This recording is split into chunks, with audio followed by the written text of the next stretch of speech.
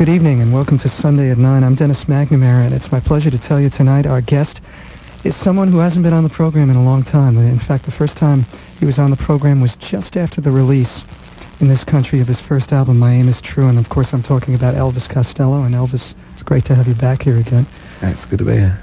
And in fact, as we're recording this show, Elvis just came off the radio, so he's been doing some DJing, and we had a great time doing that. And we pretty much held off on the air talking about the new album, which I do want to talk about. And there's a lot of things I'd like to talk to you about, but your time is short right now, and I figured that we should get into this new album. And that's what I'd like to talk about, yeah. At another point in time, though, we should definitely sit down and catch up on what happened in between, because there's a lot of great music in there to talk about. But anyway, Imperial Bedroom. It is the new record. It is being acclaimed by the critics almost unanimously, and with good reason. It's an excellent record. Production-wise, I think it may be the best produced Elvis Costello album. You can, of course, argue with me about that. And I guess beyond anything else, it is the album you have promised, which I think every album should be as an artist continues to progress. And I don't know if that's making sense, but yes, to me, that's what I feel. I can see the point of what you're saying. Yeah, I think in terms of the production, I think perhaps the production allows each song to live in its own kind of little space without dominating it. The records that we made with Nick Lowe tended to have a very preconceived idea of what the kind of sound we were going for when we went in to do this year's model. The Attractions were newly formed, and that's kind of what we sounded like, and he just put a few ideas here and there to try and make it more accessible, really, so that it didn't just sound like a big noise. And then when we did Armed Forces, we had the idea of it sounding like an ABBA record. When we did Get Happy, it was like our version of a Motown record. Where when we decided to work with Jeff Emmerich, a very experienced engineer, and I would be making the production decisions, that is this the take, and is this the performance, whether it be for an overdub or even my own vocal performances, which were obviously the hardest to judge. We knew that Jeff had the experience to give us the sound setting, no matter what the song was like, and that meant that we could get a lot more range in the type of songs that we were putting on the record. And that was one of the big advantages of using them, really. The variety in the use of vocals, I think, is excellent. Well, I worked a long time on my own. We did a long period of doing backing tracks, because being inexperienced as to how to produce yourself, I probably made a bit of a mistake in getting all of the backing tracks finished, and then was faced with a big stack of backing tracks with no finished vocals except those that had gone down live. And obviously, as you can probably tell from the sound of the album, this is not a live, a live in the studio type album. It's a much more constructed record than we've made in a few years. And that's really how the experimentation came about, because I just got bored with the sound of my own voice. So I was stretching it a bit more and using, more overdubs and doing, without getting into banks and banks of backed up vocals. There are some things like Beyond Belief where the vocals overlap, and Tears Before Bedtime where I made myself into a vocal group, because I just thought it made it sound more fun, and it brought something new out of the song that a straight solo performance couldn't get. And there were other songs which worked really well with the straight solo performance, and that's just the way it sort of evolved. Elvis Costello's our guest. I'm Dennis McNamara. You're listening to WLIR. And Sunday night's program, Imperial Bedroom, is the subject. Well, Beyond Belief, let's talk about that first. The overlapping vocals, I think, is very effective. Yeah, that started, you see, life as a song called The Land of Give and Take. And it had some of the same lyrics and a different chorus, and it rattled along, the words rattled along at the same pace as the backing track does. And when we got to trying to do a vocal on it, a final vocal, it seemed to me that the whole thing was rushed, and I hadn't paced myself properly, and yet I really liked the backing track. So I took a hard look at the lyrics and, took a big red pen out and crossed half of them out, and only used half the lyrics and sang them at half the speed, and got into that overlapping vocal idea, so that instead of it being like a rock and roll tune as such with a ranting vocal over a rocking track, it's like this noisy track with a sort of calm. I quite like the effect of it. It sort of has a disconcerting effect, I think. Why did you pick that one to open the album? I think it's a great choice. I just think because it has it's a stranger sounding track on the album. I mean, I think one of the most original tracks that we've done. I mean, it doesn't sound like anything else I've ever heard by anybody else. I mean, we often take an idea we've got from some other band, or not necessarily another band, but another style of music, like when we were doing our Motown album, you know. Right. We were taking all these songs and saying, we didn't really have an arrangement, so well, let's play it like Time Is Tight, or let's play it like, You Can't Hurry Love, and you'd have a model to work on, and then you modify it, and it would obviously it wouldn't end up sounding like those songs, because you've got a different, chord progression. But some of the things that we've done on Imperial Bedroom do have direct models, and Beyond Belief doesn't. I don't know what it sounds like nothing on earth. We're WLIR, Elvis Costello's our guest, and we're talking about Imperial Bedroom. Tears Before Bedtime. Now, there's something in kind of analyzing the record, because when I have to prepare to do these programs, I sit back and listen to a record almost differently. And I got a feeling this morning, listening to the record, that quite often there's a theme, and I don't know if this is intentional or not, the theme, because I've seen some things that have been said in other interviews, the theme being that it's time to deal with reality in life. And some of these songs, particularly in life and romance. Yeah, I think... Does that make sense? Yeah, to some extent, yeah. I think this was kind of like throwing out the emotional garbage album. I think the next record will be the most interesting one. I mean, it'll be interesting to me to know what I'm going to write about. I think this is like the last album where there will be any songs like Tears Before Bedtime on it. I think you can just, after a while you just end up, oh God, he's still moaning on about that, And Tears Before Bedtime started off quite a heartfelt song, and I turned it in with the vocal arrangement, I turned it into a bit more almost humorous. I think it has an almost humorous sound to it, because in the end, the idea of the song is, I don't want to talk, I don't want to fight, Mm-hmm. How wrong can I be before I'm right? So, you're at the end of your tether and you just can't argue anymore, Mm-hmm. rather than banging your head against the wall. And a lot of the things, the little quirky sounds that we threw in on top of the basic song, some of the songs were so grim that I wanted to throw in some little humorous sound on top of them to try and bring some new element out, some sort of ironic element, or pathetic element. There's that organ, I guess it's Dylan-esque in that it reminded me of Positively 4th Street. Well, it's just a Hammond organ, isn't it, But it's just neat the way it carries the song. Elvis Costello's our guest. I'm Dennis McNamara. We're WLIR. Well, let's talk about The Loved Ones. That's a real popular one around here. And I've read some of the other things you've said in discussing that song, and it's a real interesting topic for a pop song. Yeah, I just thought that it was a good... There were so many awful rock bands singing, glorifying really negative way of life, and glorifying, I drink a million bottle of whiskey and take drugs and everything. And I'm not saying I'm not anti-drink or anti-drugs. I'm not taking some sort of moralistic, moral majority stand on this.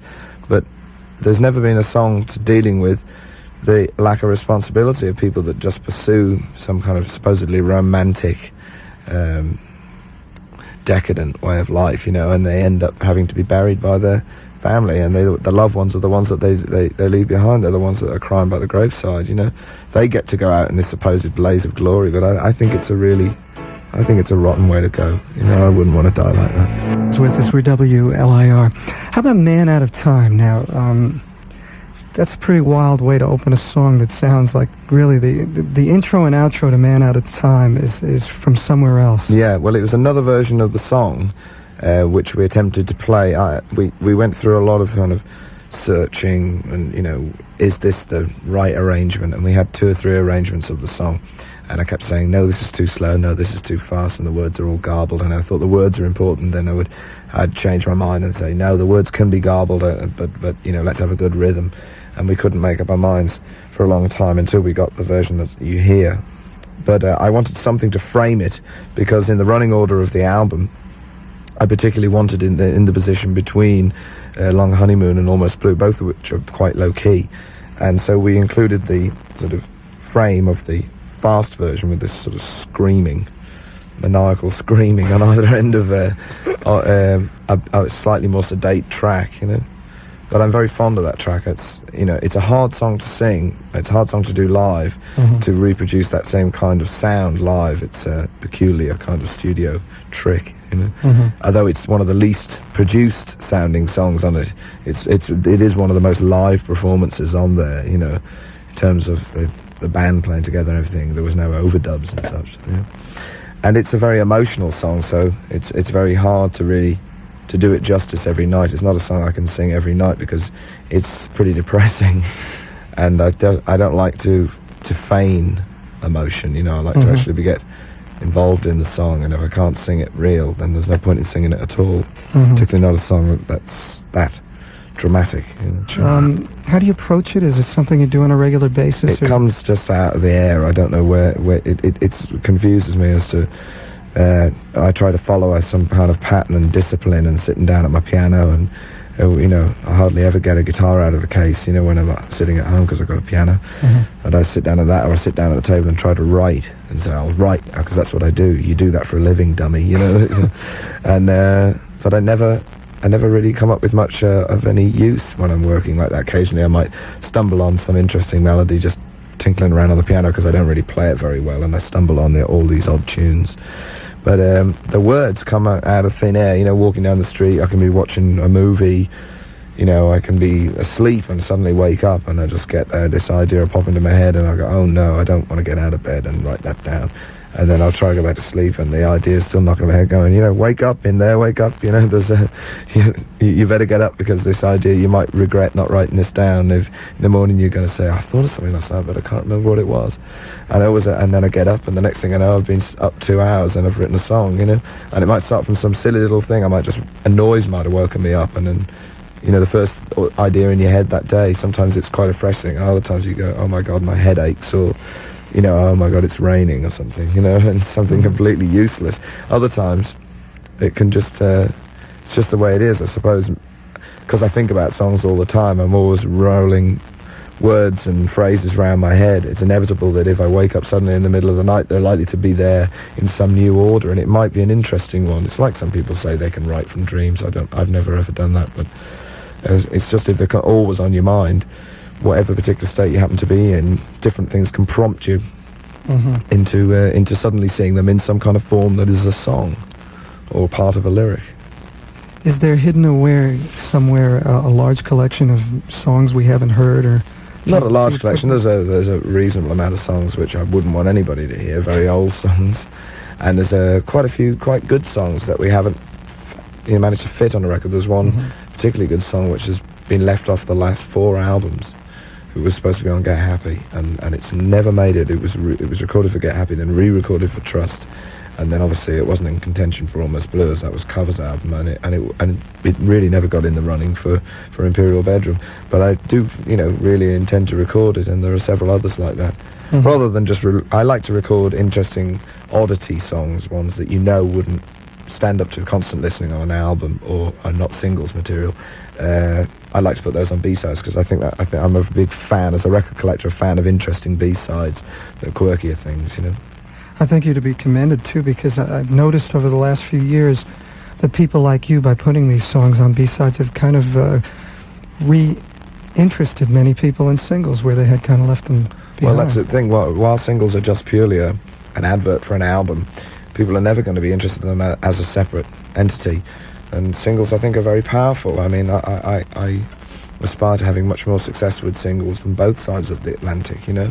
At the moment, we sell actually more albums, but for the interest I personally have in them, singles are important. And I think it's important that they have 2 sides, you know. That's what you pay for. WLIR. Imperial Bedroom is the new album. We've been talking about it. Now, there is a song, Imperial Bedroom, that's not on the album. Yes, it's on the B-side, one of the B-side tracks of our English release of Man Out of Time, which is our current single in England, recently deceased. And yes, it was one of 3 songs that I sent over to Frida, who's just had her record released over here. Phil Collins produced her album, and I think they didn't quite fit in with the style of album they were coming up with, and I just put it on a B-side. We do it in concert. It's a funny song, really. It's a humorous song about, well, it's as humorous as the subject matter. You know, it's about a bride being seduced on her wedding day by the best man. It's a light-hearted little tale of family life.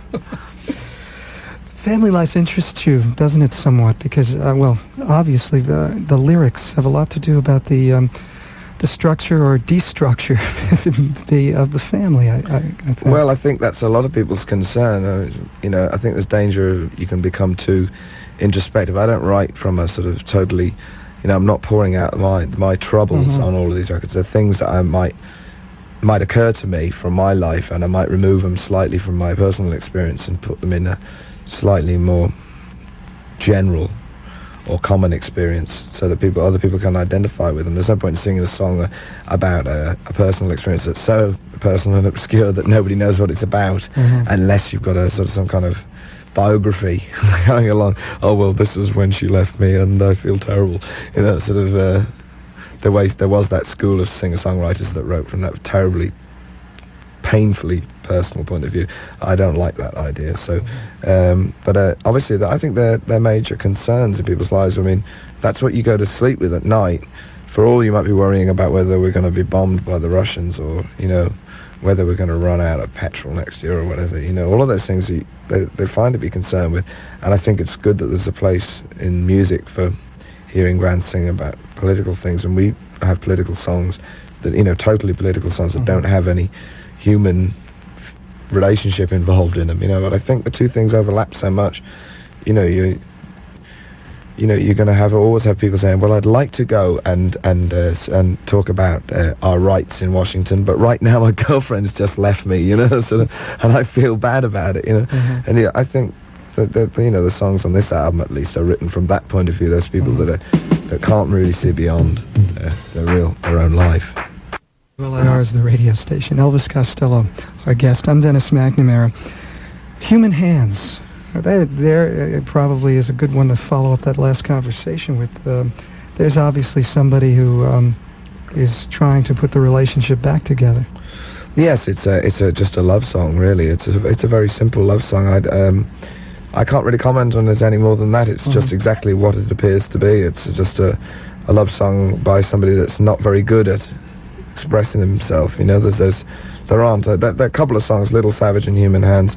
There's a couple of songs there which I feel I've trying to contribute love songs for people that are tongue-tied, you know.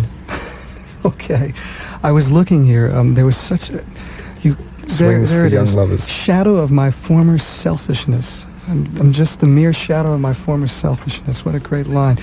Do you when you write lines, do you get that pride thing that you write a line and just go, now there's a good one, like I'm going to zing him with this one? No, because you zing a lot. Yeah, well, I think the danger is that when you've made 8 albums, is that you know that certain mannerisms that are sort of. When reviewers started referring to Costelloisms and things, you know, then you know, not necessarily talking about my records, but other people's records, you know, as if it's a kind of like Dickensian, you know, the way they use those words. And it's a bit intimidating, because you feel that, well, if I could get away with just throwing together a few recognised mannerisms, then I'm going to fool people into thinking this is a great song, when in fact there's no substance to it at all. So you're constantly worried that I'm trying to avoid wordplay. There is quite a lot still. I can't help it. I mean, it was only when I saw things written down, somebody said in one newspaper about the alliteration, internal rhyming, and internal rhyming had never occurred to me, because I don't look at my own lyrics from an academic literary point of view like that. I just write them. This is what I feel, you know. And if it happens to come out with those kind of rhythms in them, then that's great, you know, because it makes them easier on the ear, and that's what I'm trying to get them over to people, you know. Because there are some lyrics which really I think are great, but I just wish they'd just jungled the words in a different order, you know, because they're so ugly on the ear. But I'm always trying to simplify the lyrics now, you know. I'm just trying to say things with less words, and but say as important things, or things that mean as much to me. They don't have to be big deal world issues or galactic issues. They just have to be a big deal to me. If I want to sing about them, you know, they've got to move me. And I want to say them in as few words and as forcefully as possible, you know. And that doesn't necessarily mean that you're shouting at the top of your voice. I think some of the strongest songs ever made have been almost in a whisper, you know, like Smokey Robinson and Curtis Mayfield that we were talking about before, the power of their voices, they never raise their voice at all, and yet they're really moving, you know. Elvis Costello's with us. We're WLIR. Pidgin English has a structure that's probably undefinable. I mean, there's so many different forms and hooks in that song, at least to my ear. Well, that was an experiment, that track, because it was the first track we recorded for the album, and I was very much against the album sounding like a rock band playing the songs. This was something I had to be in my bonnet about this, that when we went in to record Get Happy, we had to remodel all the arrangements. We got this idea of making it into a soul record because everything sounded like a parody of ourselves, because other bands had kind of come up and started playing with the same kind of formula of instrumentation, you know, with the Farfisa or Vox organ. And we just sounded, everything we just sounded ordinary. It didn't sound as fresh as it had done in the previous two albums. And when we came to do this album, I was determined that we wouldn't fall into the trap which I felt we fell into on Trust, which was to sometimes underplay the songs. You know, they were underdeveloped in terms of arrangement, and the best songs stood up and spoke for themselves. The others just rolled over and died, you know. And Pidgin English was a song that I thought was important. I wanted to get it over. I didn't want it just to be a standard rock and roll sort of bash through the number with electric guitar and drums there, and there's a bass and there's a voice. And although we play it live like that, and it's great fun to play live, because obviously we couldn't reproduce all the different things, we did it in segments, and I played acoustic guitar and sang the first part, then the band came in, and we stopped, and we actually dropped in. We did it in segments. It is not one continuous track.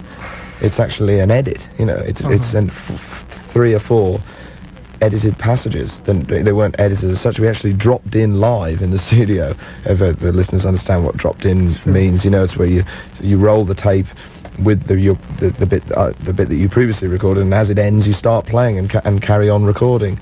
So it's and that's how we did it. So that gave it a slightly disjointed thing, because it's ever so slightly out of time, which I kind of liked. It gives an unsettling effect, rather than if it was really confident, and then we used these backwards pianos and feedback guitars instead of using synthesizers and recognizable instruments. We wanted sounds that you couldn't necessarily recognize immediately. And then it's ludicrously loud acoustic guitar solo, you know, which is really weird. Yeah, and also totally out of tune. And it's funny listening to that song from a Radiohead, because you're always kind of looking for the hooks. Yeah. I'd hear 10 Commandments to Love and go, oh, there's the hook, and then suddenly there's another hook. Yeah, it was just like a trick bag of ideas, really, it was just to set the lyrics off to a greater effect. I think it makes you listen to the lyrics more, because there's no beat to concentrate on. There's no obvious. You can't pigeonhole the sound of it. Pigeonhole, get that too? Okay, Elvis Costello's with us. We're WLIR. You Little Fool, now, on the other hand, is I guess that was perfectly structured. That was our real go at doing one like that. We haven't really gone out of our way. We didn't sort of say, this is the hit single so much. I just wanted to make a Gary Puckett and the Union Gap record, if you like, you know? So there's something that sounded really constructed like that, with the harpsichord and the backing vocals doing it. Although a lot of those things came about by experimentation, the backing vocals at least did. And I love that part. At one point, the phase bit, and we were using all these old tricks, because I think a lot of them they're associated with a particular period of time.